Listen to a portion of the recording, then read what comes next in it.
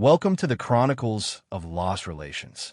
Before we dive into today's narrative, we kindly ask you to support our friend's new channel, Timeless Audio Tales, where he curates some truly captivating stories. You can find a link in the description box.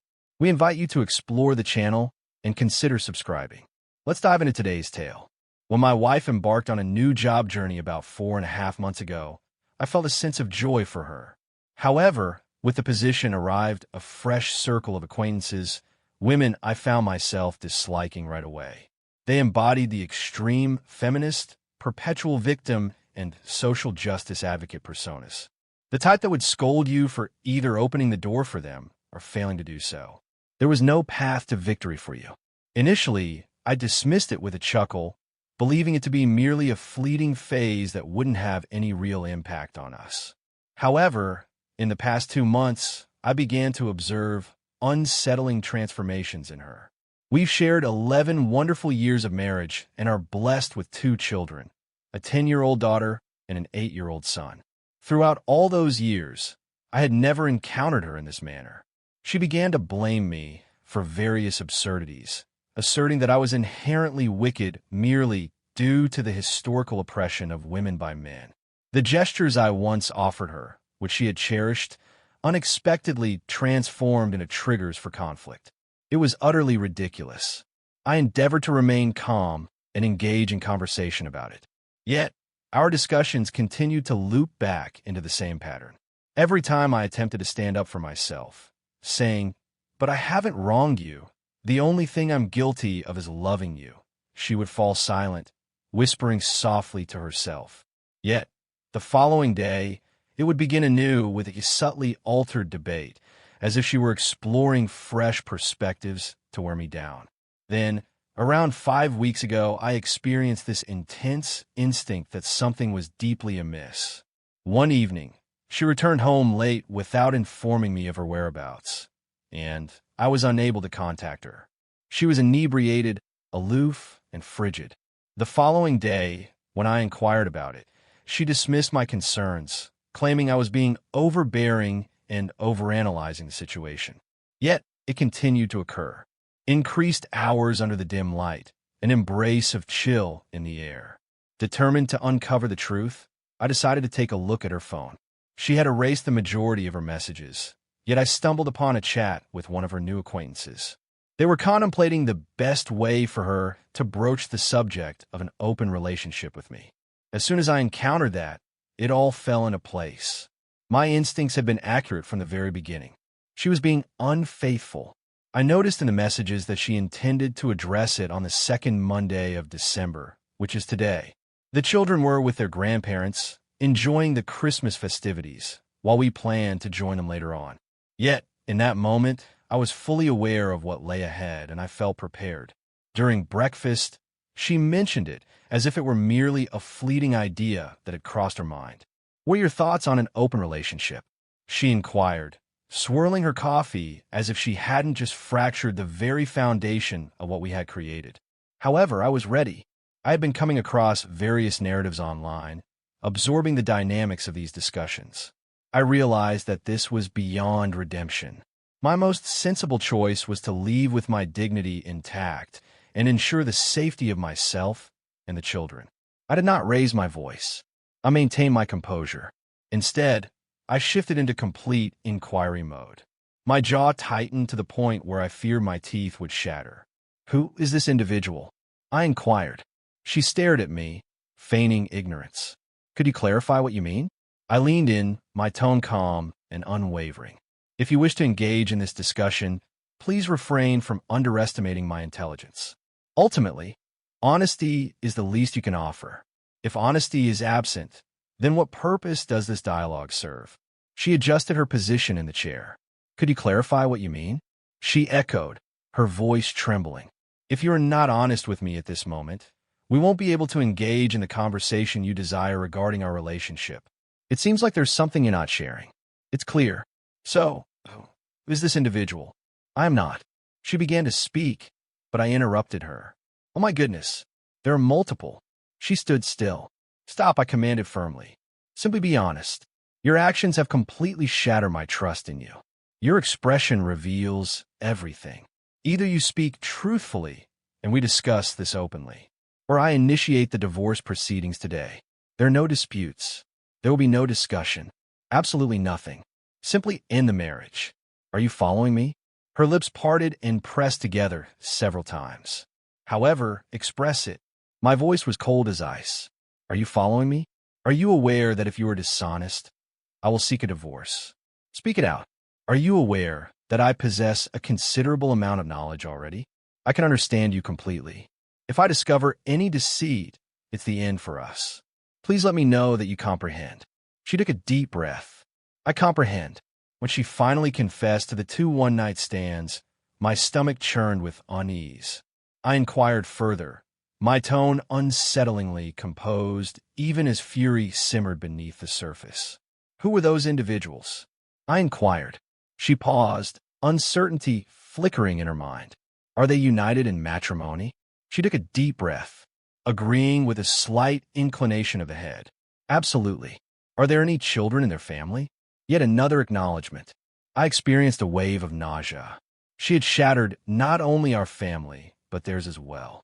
Thoughts surged through my mind, recalling every moment we shared since she began this role. The hours that stretch into the early morning. A fresh perspective. The points arise unexpectedly. Everything clicked into place now. But then, she revealed another shocking truth. I'm considering becoming intimate with a colleague at the office. She declared, with a hint of defiance. It works well for me. I gazed at her intently, struggling to accept the reality of her own statements. What on earth? No one has the authority to dictate my actions. Ethan, she broke. This is the narrative of my existence. My vessel. I'm fully entitled to chase after what brings me joy. I compelled myself to maintain my composure. Who is that individual? A fellow professional. She replied with a casual shrug. He and his wife have chosen to embrace an open relationship. I desire for us to be that way. I tightened my grip. That name, the name of his spouse. With a heavy sigh, she rolled her eyes as if I were being unreasonable before finally providing me with their names. As though that improved the situation. It was as though her intention to engage in an affair with someone who had consent somehow justified her previous actions. Then, as if I hadn't already been inundated with her words, she smirked. I had an idea to introduce you to a few of my friends. One of them has a strong interest in you. That genuinely made me laugh. A harsh, joyless chuckle. I was well aware of the friend she referred to, and I wouldn't go near her with a 10-foot pole. I expressed my disinterest with a firm tone. She shrugged once more, as if it held no significance. As if none of this held any significance. That was the end. I needed to uncover the complete depth of her treachery. Please hand me your phone, I stated. To my astonishment, she passed it to me and revealed the pattern needed to unlock it. Perhaps she believed she had concealed her actions. Perhaps she believed I wouldn't uncover anything. Once she stepped into the bathroom, I shut myself in my office and activated a recovery program to recover erased messages, meticulously combing through months of exchanges. What I discovered shattered me. The abundance of evidence, texts, photos, clandestine meetings, was staggering. This was more than a mere error. This was planned in advance. Although the program functioned as intended, I proceeded to install a spyware application on her phone using an online service. I was eager to discover her next move. As I finally emerged from the confines of the office, she was pounding on the door, her voice piercing through the air with fury. What on earth are you up to, Ethan? I chose not to respond. I returned her phone and met her gaze with unwavering intensity. Depart. What is happening? Negative. This is a conversation we must have. I chose not to reply. I began to pack her belongings with precision, all the while she trailed behind me, shouting, Your behavior seems quite domineering. She let out a piercing cry. You're restricting my progress. Just as men have consistently impeded the progress of women. I chose to overlook her. It seems you never truly cared for me. She made an accusation. If you truly cared, you would stand by me. I am fully entitled to take this action. Acceptance is the way forward. Yet, I chose not to reply. I continued to pack without pause.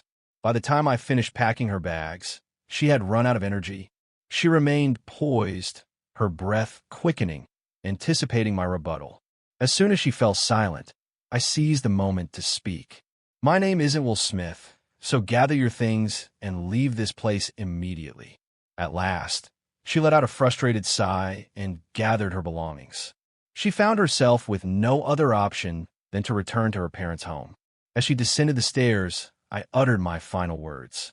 You find yourself on your own now. The possibilities are endless for you. Do whatever you want. It doesn't matter to me. I'm no longer in charge of your actions. My attorney will reach out soon. She turned, her mouth poised to respond, then slam. I closed the door firmly and secured the lock. Later that evening, I observed her engaging in conversation with her friends. They rallied around her, praising her strength, acknowledging her courage to stand up for herself, and affirming that she deserved so much more than what I could offer. However, the dialogue shifted into a more somber tone. One of them chuckled and remarked, "If he challenges you on this, simply label him as abusive." The courts consistently favor the woman's perspective. Another voice joined the conversation, recounting how she had completely dismantled her ex-husband by fabricating an abuse claim and seizing everything from him. A chill coursed through me. I promptly arranged for security cameras and began to meticulously document every detail. I realized at this moment that safeguarding myself was essential. Then, I noticed her texting her secret companion, arranging a rendezvous at a hotel. My jaw tightened painfully. I searched the internet and discovered his wife. It was a brief moment. I reached out to her with a message. I regret to inform you, but your husband is being unfaithful. Alongside my partner, they will gather at this hotel this evening. I wanted to bring this to your attention. She devoured it in no time. She took her time before responding. Thanks a lot. Then she ended the call. After several hours, a video appeared in my inbox. The wife of the affair partner had arrived at the hotel and confronted them. I observed her as she burst into the room. You inconsiderate person. Are you really going to put me through this once more? Back to the kids, huh? I made it clear that we were done if you crossed this line once more. As the camera shifted, my gaze fell upon my wife. Partially clothed, perched on the bed's edge.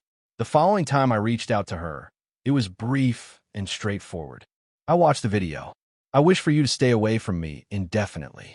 It seems as though she perceives our entire interaction as a distorted rivalry, convinced that she holds the upper hand. She has a wildly distorted perception of reality. I'm completely lost on this. It feels as though she is detached from the world around her. It seems she remains unaware that our marriage has come to an end. We are ending our marriage. I entered her family's WhatsApp group and revealed the truth. I want to inform everyone that we are proceeding with a divorce because of her unfaithfulness. I appreciate the warmth you've shown me in this family, but I have decided to step away from it now. After that, I posted the video and exited the group. The messages and calls from her began to flood in, yet I haven't taken the time to read them. I lack the energy, neither for their excuses nor for their pity, and certainly not for any justification she may attempt to impose upon them. I reached out to my parents and shared all the details with them. My father was direct and to the point. He reached out to her personally, conveying that she would not be invited for Christmas. Here I find myself at my parents' home, in the very room of my childhood, attempting to reconstruct the fragments of my life. My supervisor has shown great empathy. He's allowing me some time away until mid-January to get everything in order. It's a comfort, yet it doesn't alleviate the hurt. I've been observing her interactions with her new acquaintances, and it's evident that she has yet to come to terms with her actions.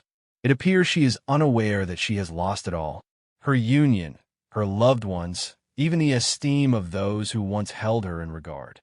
And what about those so-called friends and her affair partner? They couldn't care less about her. She's merely a fleeting excitement, another tale to captivate their attention. Her messages keep coming in without a pause.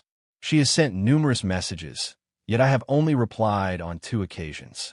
The first time, I told her, it doesn't matter what you express. I'm not familiar with your identity. You're not my spouse. My wife would never shatter my heart and soul while wearing a smile. We're going to end our marriage. Your words and desires hold no significance for me. Your ability to influence or request anything from me is now non-existent. Our journey has come to an end. She relentlessly pressed on, attempting to manipulate the situation to her advantage, adamantly asserting her rights while wholly disregarding her own actions. I composed one last message. You do not hold the title of my wife. I'm not familiar with you. My wife would never subject our children to the anguish and turmoil of being raised in a fractured home. It appears that you, no matter your identity, take great pride in your accomplishments. My wife was affectionate, thoughtful, and attentive. My closest companion. You are an egotistical, self-centered monstrosity. The correspondence ceased following that point. Perhaps, at last, a realization has reached her. Or perhaps she simply shifted her focus to the next aversion. In any case, it doesn't matter to me. This Christmas has been the most disappointing of my life. The children inquired about their mother's arrival, and before I could hold back, the words slipped from my lips. Mommy no longer wishes to be part of the family. She desires the company of other men. We are parting ways. Their visage is wrinkled. Their tiny heart is shattering right before my eyes. I ought to have held off until after Christmas. I ought to have taken them directly to counseling before sharing any information. Yet I couldn't bring myself to deceive. Not when they gazed at me with those pure, expectant eyes. I'm grateful that my parents are present. They embrace them tightly, enveloping them in affection and comfort. I will rise again for them. However, I will not return to her. I could never face my reflection if I went through with that. The degree of disrespect and insensitivity in her actions is beyond forgiveness. I consulted with a lawyer recommended by a friend, and he verified that since the phone and subscription are registered in my name, I possess every legal right to monitor it. It doesn't break any laws. I possess the equipment, and she is merely utilizing it. That provided a slight sense of comfort amidst everything else. I found myself consumed by my wife's conversations, poring over and over each agonizing, bewildering word she shared with her friends. I believed I had encountered the depths of despair. What ultimately shattered me was her vivid portrayal of how our marriage and our children felt like a weight to bear. She held us responsible for preventing her from achieving success, for not allowing her to realize her full potential. She claimed I was a burdensome presence that had hindered her from achieving a fulfilling life, one filled with success, casual encounters, and independence. I pored over those words repeatedly, seeking to unravel their meaning. And then it dawned on me, she never truly clarified how we were considered burdens. No illustrations. There is no justification. It was as if she made grand, sweeping declarations, anticipating that everyone would simply concur that having a husband and children had derailed her existence. It's completely ridiculous. I always allowed her the freedom to pursue whatever she wanted. I covered nearly all the expenses. Her part-time job scarcely managed to meet her personal expenses, much less provide for the family. I championed her interests, her ambitions, her goals. Despite her tendency to abandon one class after another, she squandered both money and time on pursuits she never fully committed to. I ensured she felt cherished and valued. I courted her, took her on outings, and demonstrated her significance. If this is what oppression looks like, I can only imagine the kind of support that exists in her reality. At some point, I must have lost consciousness because when I came to, my three closest friends, Mike, Bob, and Frank, were in the kitchen alongside my dad, preparing dinner. Mike took the initiative to break the silence. Wow, you really don't look your best right now. I released a faint chuckle. I feel even more troubled. My father rested his hand on my shoulder. You don't have to face this by yourself, my boy. I fell apart. Once more, for the following days, I found myself entirely disengaged. Mike, with his military background, assumed control. He lost his left arm below the elbow while serving, and we all stood by him throughout his recovery. Not long after his injury, his wife had departed from his life. Luckily, they were child-free. He seems to be in a good place now. He embraced the joy of parenthood by adopting 2 children and is in a wonderful relationship with his girlfriend. Mike arranged a Zoom call with the counselor who supported him following his amputation, and that discussion transformed everything.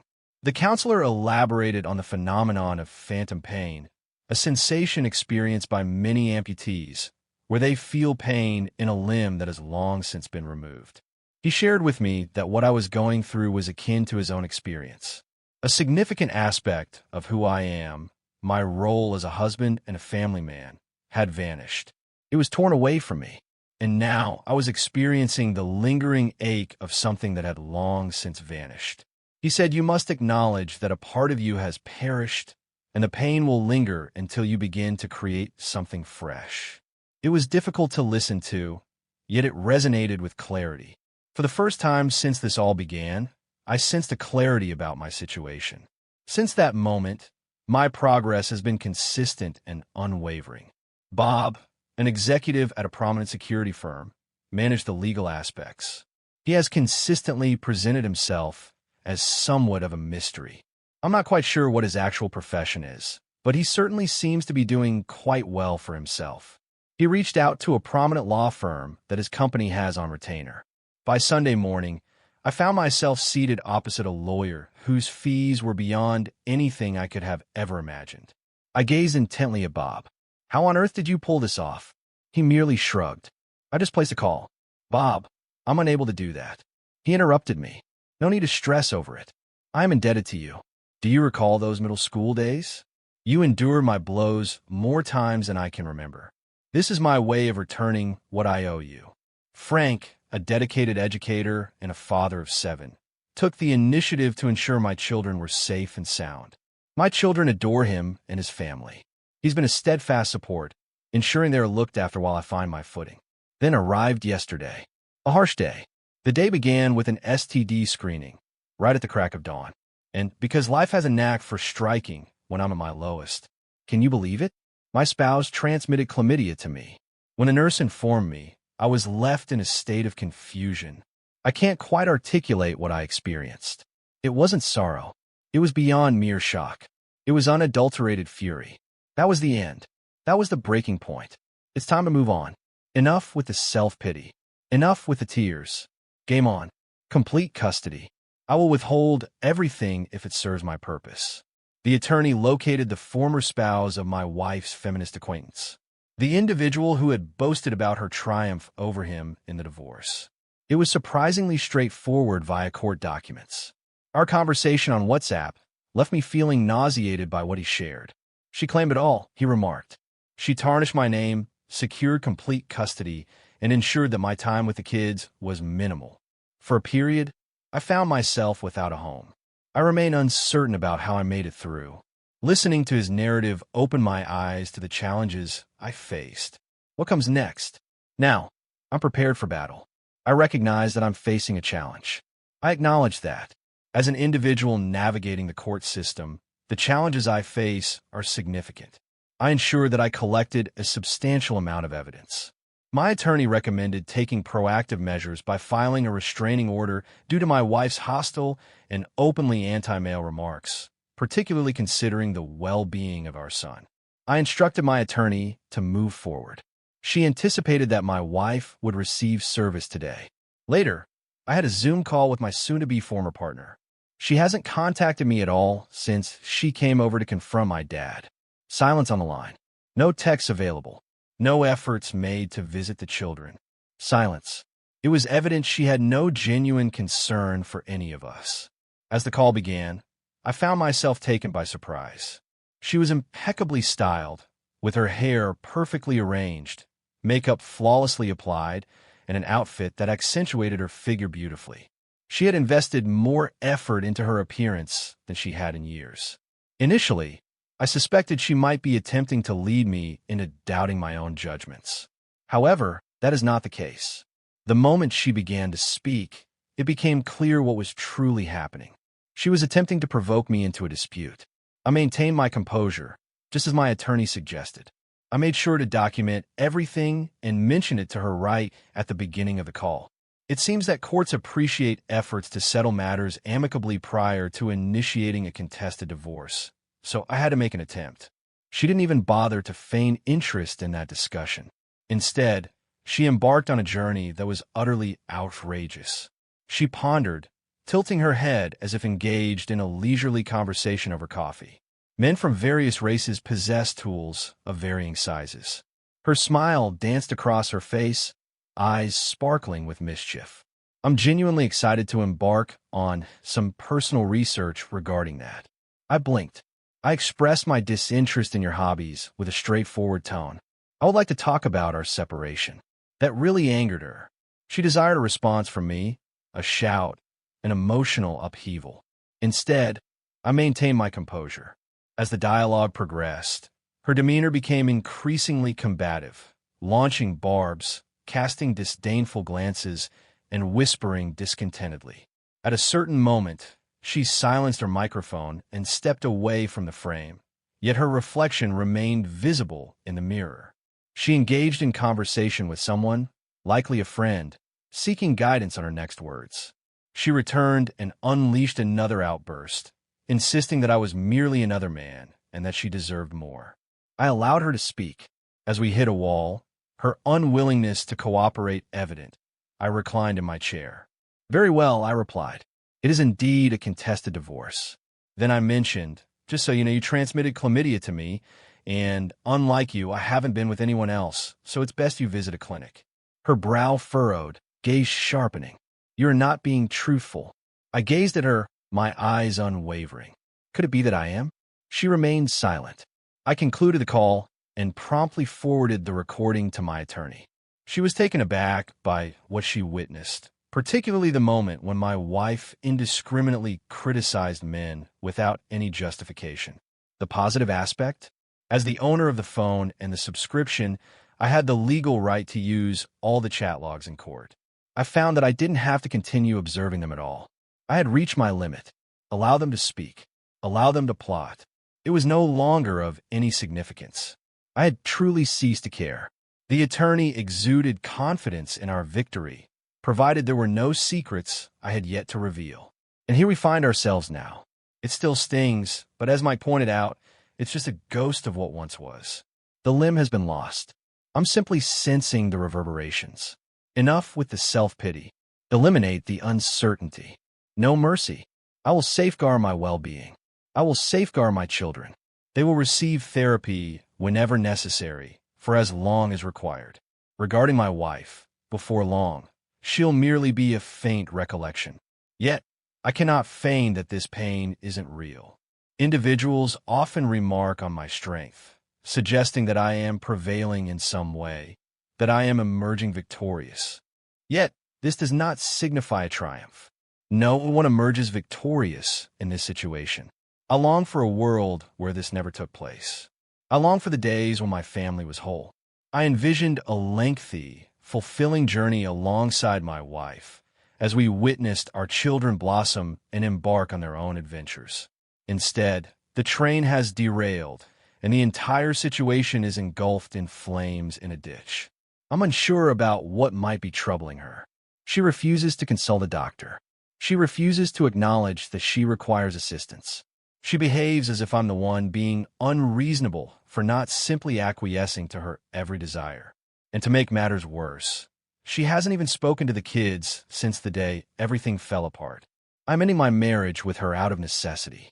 I am dividing our paths, as she has left me with no alternative. And I understand that there's no turning back now. Trust is something I can no longer extend to her. I remain uncertain whether my wife is entirely unaware or if she simply doesn't mind that I can keep track of her messages. Regardless, she is firmly convinced that I will always stay by her side, believing that my response to her actions is entirely unwarranted. She persists in speaking negatively about me, our marriage, and even our children to her friends. My attorney successfully obtained a temporary restraining order against her, but the hearing yesterday morning, due to the absence of any new direct threats, it was not extended. That was disheartening, yet will not alter my path forward. My attorney recommended that we leverage the fact that she knowingly infected me to advocate for an uncontested divorce. I dislike that this situation demands such careful planning, yet I find myself with no alternatives. I hope we can part ways in a fair and respectful manner. She appears resolute in her efforts to turn this into a challenging and contentious situation. If this ends up in court, I might have to settle a lump sum for the equity in our home, but at least I won't be responsible for alimony. Given her complete lack of interest in the children, I feel hopeful about securing full custody. Nevertheless, my attorney believes it's beneficial to pursue a friendly resolution before we proceed to litigation. I consented, and we arranged a meeting with my soon-to-be ex-wife and her representative for this week. Yesterday afternoon, I had a meeting with my wife. She arrived 30 minutes late, just as anticipated. She chose not to bring a lawyer. Instead, she arrived with one of her new acquaintances, a boisterous, brash woman who appeared intent on stirring up chaos. As soon as they entered, they began hurling insults, making cutting comments, and openly ridiculing me. My attorney had provided me with clear guidance on how to approach this situation, so I remained silent and followed their advice. When they spoke to me directly, I replied in a neutral tone or even with a hint of positivity when the opportunity arose.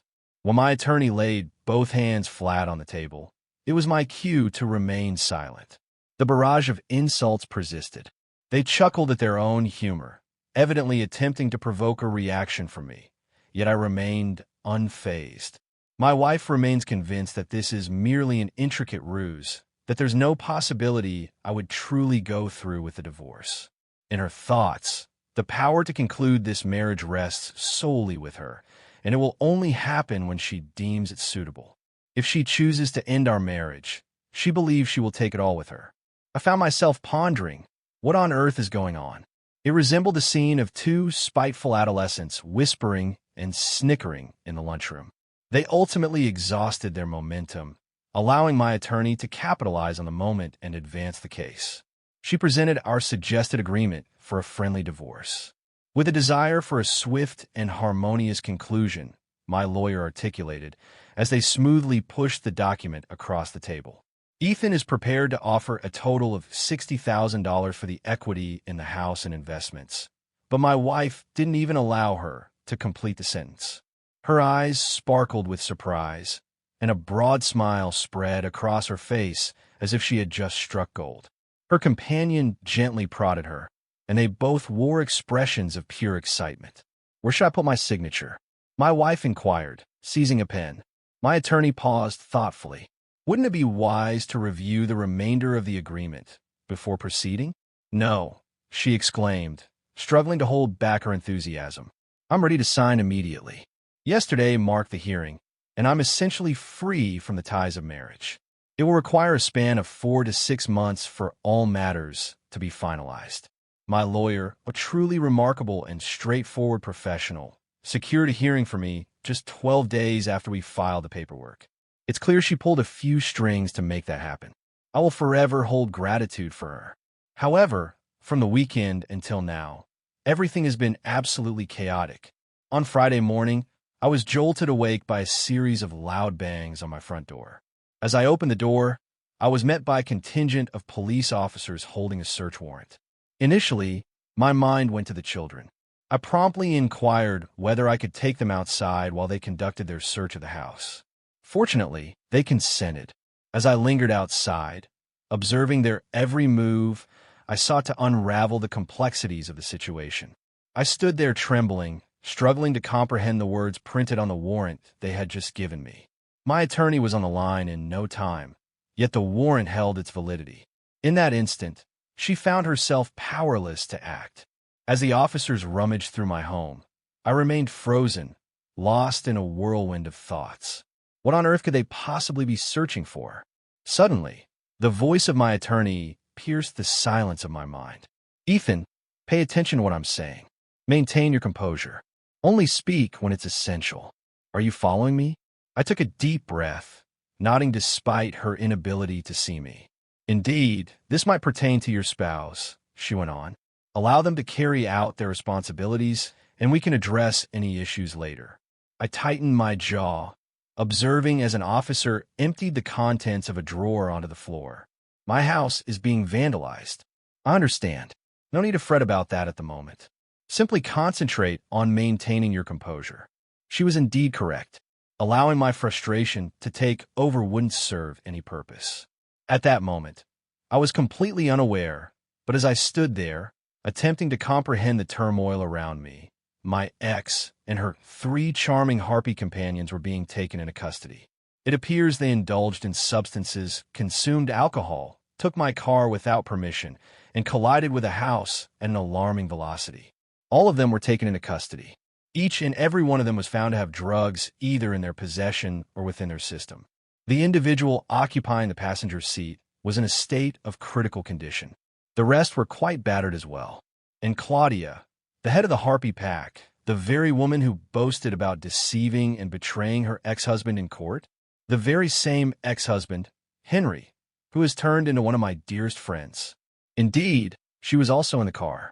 I let out a sharp breath, my fingers tightening around my phone as my lawyer continued to speak, though her words faded into the background. My mind was in a whirl. The police conducted a thorough search, but found nothing of interest. I provided my statement to the authorities, emphasizing that my former spouse no longer resides here. She has been living with her parents, and I was completely unaware of her activities. No, I did not authorize Claudia to operate my vehicle. I was completely unaware of their actions. I responded to everything with as much composure as possible. Yet within, I was utterly coming apart at the seams. As I crossed the threshold into my home, the weight of everything hit me, and I crumbled. It lay in ruins, thoroughly and entirely obliterated. The officers had scrutinized every detail, and with all the other pressures mounting, it became the final breaking point. I sensed an emptiness within me, as if I had exhausted all I could offer. The sole thought that crossed my mind was to reach out to my dad. Upon hearing my voice, he instantly recognized it. "Return to me," he urged. "Without a doubt. Invite the children along. Your mother will look after you." Indeed, I followed through. As my dad welcomed us, the instant I crossed the threshold of my parents' home, a wave of relief washed over me, and I felt as if I could finally take a deep breath again. Before I could even settle in, my mom had a plate of food waiting for me. As I sank onto the back porch, I allowed the heaviness of everything to wash over me. I sat there in silence, consumed by my own thoughts, while my mom quietly sat beside me. Unbeknownst to me, as I was unraveling, my father was busy making phone calls. When I finally managed to get it together, 26 friends and family members had gathered at my house, diligently cleaning every last corner. They scrubbed the walls and ceilings, tightened the loose door handles, organized the clothes, and polished the furniture. Upon my return the following day, the place appeared more splendid than it ever had. I remained frozen, utterly astonished. I find myself at a loss for words. I confessed, my voice heavy with feeling. "You don't need to say a word, son," my dad remarked, giving my shoulder a reassuring pat. "You've faced unimaginable challenges. Allow us to assist you." I was completely at a loss for how I might ever repay them. In the meantime, the repercussions of Claudia's crash continued to escalate. The authorities discovered an abundance of drugs at her residence, stacks of them. Her boyfriend was missing, and the most troubling aspect? No babysitter was available. The children were unattended. CPS acted swiftly to take them. Henry, after 5 long years of battling for the chance to see his children, finally presented the judge with the chat logs, evidence of abandonment, the drug issues, everything he had endured. On Saturday, he received emergency custody, and I must say, I've rarely witnessed such a profound sense of relief in someone. "They're safe now," Henry said, his voice trembling with feeling. That is the essence of it all. He must navigate the legal system to solidify his position, yet the likelihood favors him. Claudia's situation is dire, more troubling than anyone anticipated. If her friend in critical condition doesn't pull through, she could be facing significant consequences. No matter what, she will end up behind bars. Bob, in all his legendary glory, arranged for Henry to have a rental apartment via a friend, and that sparked a realization within me. I have very little knowledge regarding Bob's personal or professional life. I plan to address that issue. Well, it seems I've wandered off course once more. Claudia took the driver's seat as she veered off the road and crashed into that house. Amidst the substances, the intoxication, and the accident, law enforcement gathered sufficient evidence to authorize search warrants for all residences involved. As my ex-wife was still officially listed as residing at my place, they conducted a search there as well. At that moment, I made up my mind to sell the house and relocate without delay. I must leave this place, not with the chance that a situation like this could arise once more. Then Sunday arrived, and my phone began to ring. It was the parents of my former partner. Their residence had also undergone a search. They shared that they had gone to see their daughter in jail on Saturday, and from that moment on, they lost all faith in her words. They had a desire to converse, so they made their way over. I positioned myself opposite them, observing as her father rubbed his hand over his face and let out a deep sigh. He confessed that they were completely unaware. She mentioned that she was staying with you, and that you both were attempting to resolve your issues. I released a harsh chuckle. Indeed, she mentioned that you were well-informed and indifferent. They appeared utterly crushed. They had trusted her when she claimed the infidelity was merely a fleeting, intoxicated error. Unbeknownst to them, she had been indulging in a wild nightlife, engaging in casual encounters, and experimenting with substances. They were completely unaware of the full extent of the situation. Then Monday came, and I received a call from my ex-wife, who was in jail. She asked me to cover her bail, which was set at $15,000. Her parents had already declined, leaving me as her final choice. Are you for real? Do you really believe I would come to your rescue after all that's happened? She let out a soft sniffle. Kindly, Ethan, I require assistance. I nearly chuckled. Now she required assistance? Following my discussion with my lawyer, we composed an agreement. If I were to cover her bail, it would be deducted from the settlement funds until she appeared in court and the bail was returned. Her mother would serve as the guardian of the remaining amount. I refused to allow my ex to use this as a reason to skip the hearing, and my attorney was on the same page. Ultimately, my ex was left with no options. She let out a sigh. She was released Monday afternoon, but it wasn't long before she found herself in trouble once more. Her parents had established terms for her to remain with them. No substances, a commitment to rehabilitation, a transparent communication policy, distancing from negative influences, yet she declined. By Tuesday, she had departed, heading off to spend time with a few of her new companions. She didn't even take the time to attend the custody hearing. As I faced the judge, my attorney presented the entire situation. Her substance abuse, her vanishing act, the accident, CPS intervening with Claudia's children, and her failure to appear in court. The agreement was finalized. The hearing extended for a mere 30 minutes. I have been granted full custody. The resolution came after the accord we had established. The paperwork will take 4 to 6 months to finalize, but truthfully, it's already done. At this point, she is powerless to intervene. A week later, the hospital reached out to me with a call. My former partner was present, severely injured. As I remained her emergency contact and she was still covered under my health insurance, they were obligated to notify me.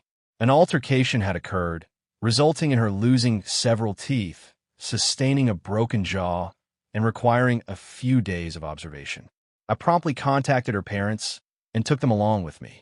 Upon our arrival, we discovered that a few of her so-called friends had turned against her. It seems that news circulated about Henry possessing chat logs where Claudia boasted about her actions towards him, and for some inexplicable reason, they believed my former partner was the one responsible for the leak. Consequently, they had assaulted her and cast her aside. It was beyond my comprehension. Despite all that had transpired, she remained oblivious to the fact that I could keep an eye on her phone. She was completely unaware of the extent of my knowledge, and I had no intention of revealing that to her. I intended to maintain the status quo until the divorce papers were officially completed. It wasn't until I could grasp them in my hands that I allowed myself to accept the reality of it. As I gazed upon her, battered and swollen, a deep uncertainty stirred within me. For a fleeting instant, I felt the urge to chuckle and deride her. Yet that intuition vanished the moment she began to speak. "Is it possible for me to return home?" she inquired, her voice raspy from the wounds. I gazed at her, nearly chuckling at the ridiculousness of the demand. Absolutely not, I stated with conviction.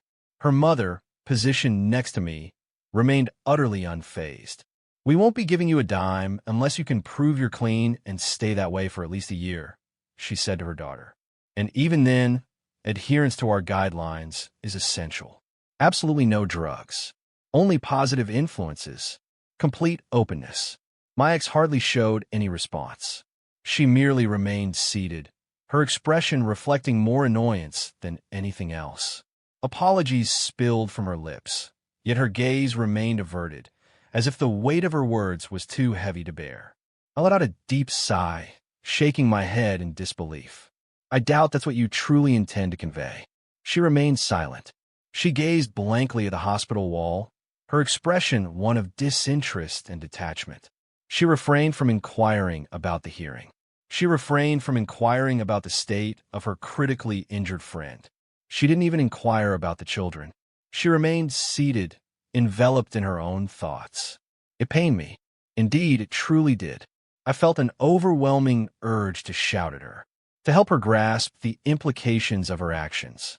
From my perspective, to our beloved family, to her own thoughts. Yet, I was aware that it would make no difference. This was the person she had transformed into. I departed the hospital in silence. From this moment forward, I would be entirely cutting off all communication. I could no longer continue with this. I needed to safeguard my children. The following days passed in a haze.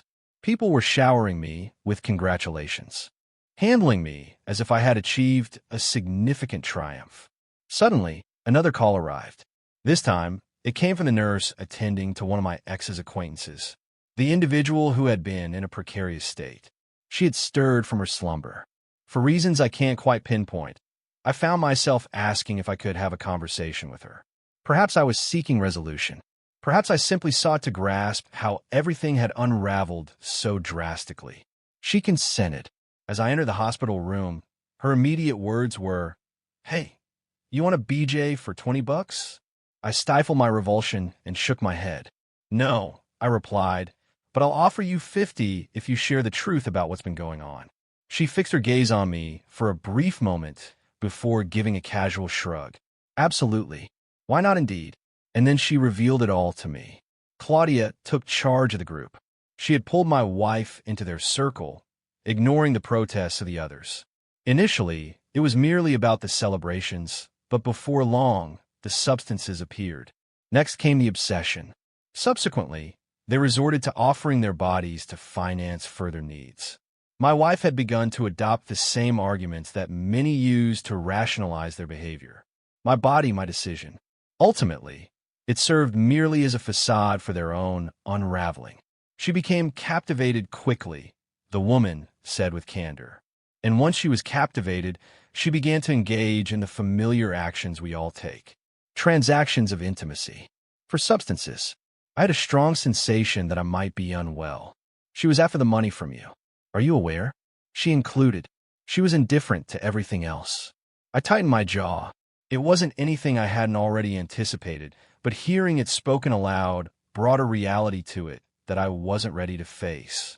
I inquired about the individuals who had assaulted my former partner, and she revealed all the information she possessed. They were not merely casual drug users. They posed a significant threat.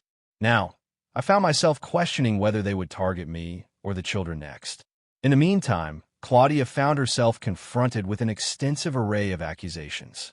Threats of death, defying apprehension, possession of narcotics, engaging in the exchange of sexual services for compensation, human trafficking, abuse of children, driving under the influence, damage to property, vehicle larceny. She was denied bail due to concerns about her potential to flee. She was rooted in place. After that, the nurse shared additional information with me. A scenario I had dreaded could come to pass. My former partner attempted to end her life. I had discussed it with her father in advance, fearing she could take a desperate action as her life crumbled around her. We had come to a consensus to monitor her closely. Fortunately, she remained unaware that I possessed real-time data from her phone. During our time at the cabin on Saturday, I received a message from her. It had the somber tone of a farewell letter. She revealed all her secrets, her struggle, the choices she made, how she felt she had disappointed everyone.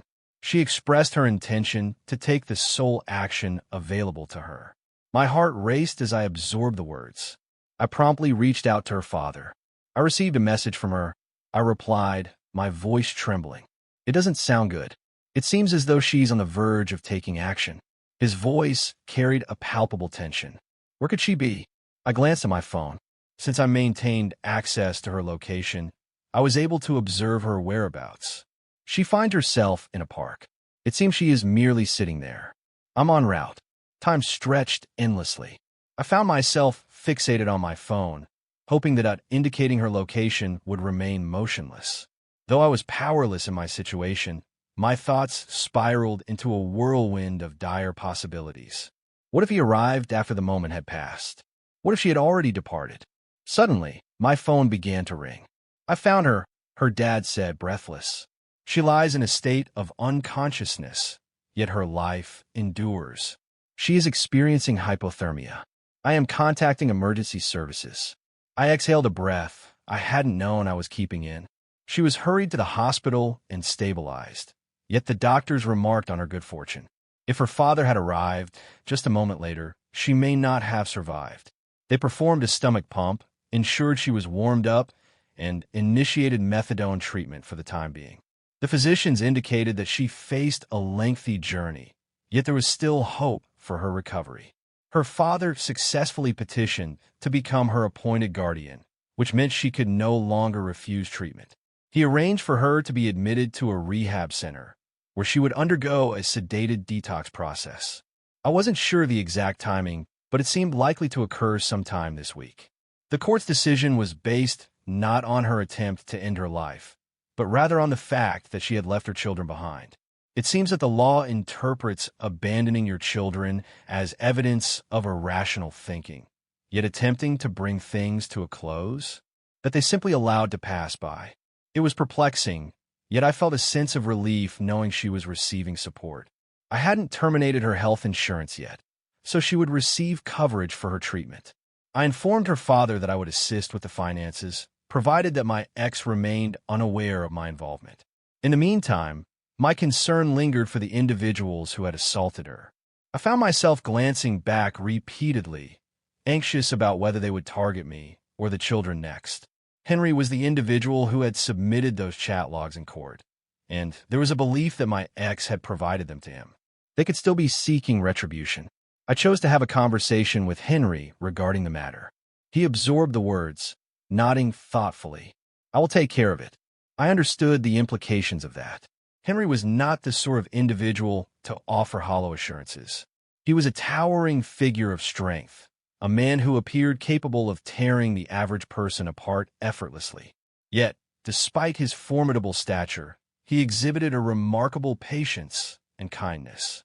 He preferred to tackle challenges through dialogue rather than confrontation. Yet, in moments of necessity, he possessed an unsettling ability to instill fear. He headed directly to their apartment. Later, when he recounted the events, I could visualize them vividly in my mind. He strode in, seized both men by the neck, and made it abundantly clear that Claudia had handed him the chat logs. Given that you cause pain to someone I care about, he stated, you are faced with two options. You either accompany me to the police immediately and confess everything, or we resolve this matter right here and now. He allowed that to linger for a moment before continuing. And if we proceed here, I assure you, there will be suffering. A significant amount of suffering. It seems to me that he must have smiled at them as he spoke those words. He mentioned they nearly stumbled over one another in their rush to reach the police station. I had moved past my concerns for them. Having addressed that, I turned my attention to the act of moving. With Bob's assistance, I discovered a new apartment, and before long, the kids and I would embark on a fresh chapter. Yet, I found myself utterly drained. This entire situation burdened my spirit, and despite my efforts to move ahead, I felt overwhelmed by its heaviness.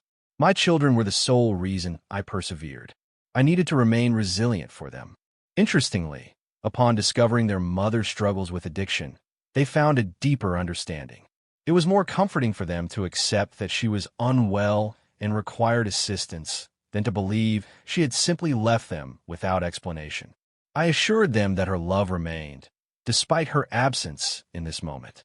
Henry arrived that evening with his children. We had plans to watch Madagascar 3. I aimed to create as many cherished moments as I could. Henry was following suit. The children were filled with laughter once more. They were immersed in play, embodying the carefree spirit of childhood. I observed them, experiencing an emotion that had eluded me for quite a while. Anticipation. Perhaps, just perhaps, everything would turn out fine. Then, just a few days later, the call came in the late hours of the night. As I lounged on the couch, only half engaged with the cartoon playing for the kids, my thoughts drifted far away until the sudden ring of my phone snapped me back to reality.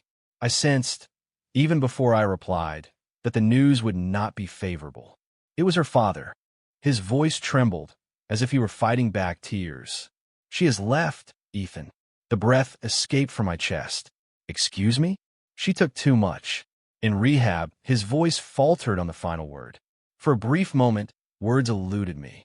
My mind simply would not comprehend it. She was meant to find safety in that place. She was meant to improve. In what way? I finally found the courage to ask. A visitor arrived today, a certain friend of hers. The name eludes me, but it is known to the police. She presented her with something. He exhaled unsteadily. She was discovered unresponsive a few hours later. She was beyond saving. I shut my eyes. My goodness. The friend has been taken into custody, he went on. Investigations are underway to determine the source of the drugs and whether any personnel at the facility were complicit. At this point, it holds no significance. She has left. I remained still, clutching my phone with such intensity that my knuckles turned pale. I ought to have been livid. I ought to have been howling, striking the walls, insisting on retribution. Yet, what I experienced was a profound void. I could hear him sniffing on the other end. I let her down. No, I replied instinctively, despite my uncertainty about its truth. "We ought to have taken further action," he murmured. I found myself at a loss for words in that moment. The funeral was chaotic. Her parents were utterly heartbroken. Her mother repeatedly insisted that she was meant to improve. She was meant to return. Her father remained rigid beside the casket, his jaw tight, tears glistening in his eyes. He had battled fiercely for her, pulling her into rehab, compelling her to seek treatment. What comes next? At this point, all that remained was emptiness. The children did not attend. I found no reason to have them witness their mother being laid to rest. I shared the truth with them, that their mother had been quite ill and that at times, regardless of the assistance one receives, the outcome may not be favorable. Lila wept. Derek simply nodded and inquired if we could head off to play some video games. It seems that was his method of coping with the situation. Time drifted by. The world continued its relentless spin, despite the overwhelming sense that it ought to pause. Messages poured in, calls were made, and condolences were shared. Henry arrived with his children and took a seat beside me as I worked through my thoughts. "You did everything you could," he remarked one evening after the children were tucked in for the night. I gazed contemplatively at my beverage. "Did I really?" Henry paused before responding. He merely observed me. "You were a wonderful partner, an exemplary father. However, it's impossible to rescue someone who has no desire to be rescued." I allowed a deep breath. I still held affection for her. "You see, I understand." Yet, affection alone proved insufficient. She had vanished. My in-laws were devastated.